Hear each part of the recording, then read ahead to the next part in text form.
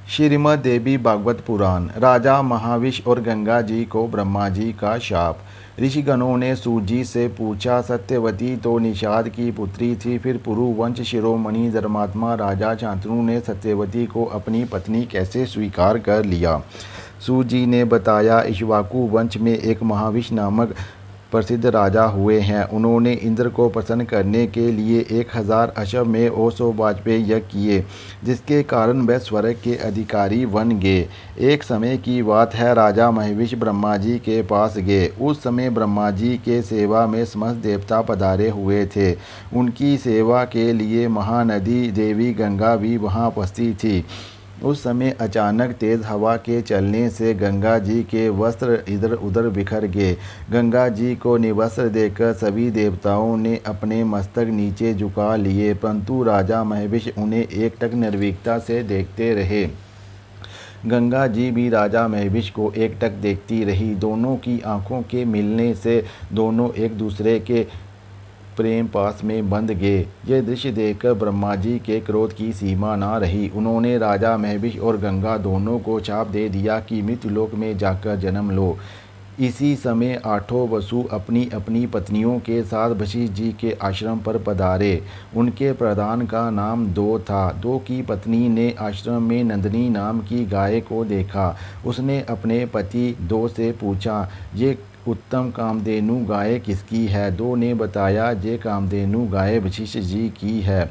दो ने उस गाय की विशेषता बताते हुए कहा, स्त्री या पुरुष किसी को भी इस गाय का दूध पीने को मिल जाए तो वह 10,000 वर्ष तक जीवित रहेगा और उसका यौवन सदा स्थिर रहेगा। ये बात सुनकर दो की पत्नी ने कहा, मेरी एक सहेली मृत्युलोक में रहती है।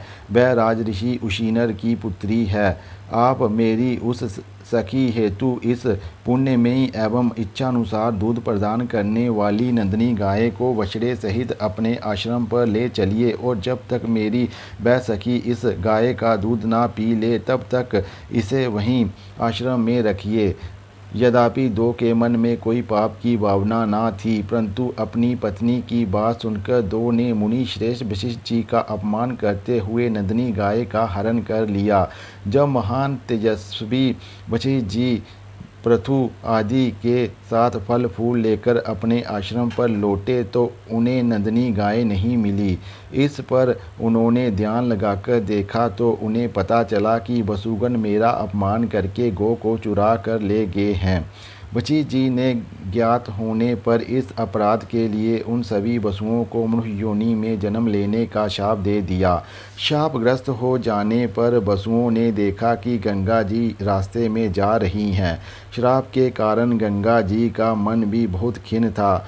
वसुओं ने गंगा नदी से नम्रतापूर्वक पूछा, देवी, हम मृत्युलोक में किस प्रकार पैदा होंगे? हमें मनुष्य के पेट से जन्म लेना होगा। ये तो बड़ी चिंता की बात है। इसलिए हे गंगा जी, आप ही मनुष्य योनि में जन्म लेकर हमारी जननी बनने की कृपा करें। हे कल्याण में शांतनु नाम के एक प्रसिद्ध राजऋषि हैं, उन्हें आप अपना पतिदेव चुन लें। इसके बाद हमारा जन्म लेने पर हमें जल में फेंकती रहें। गंगा जी ने इसकी स्वीकृति दे दी।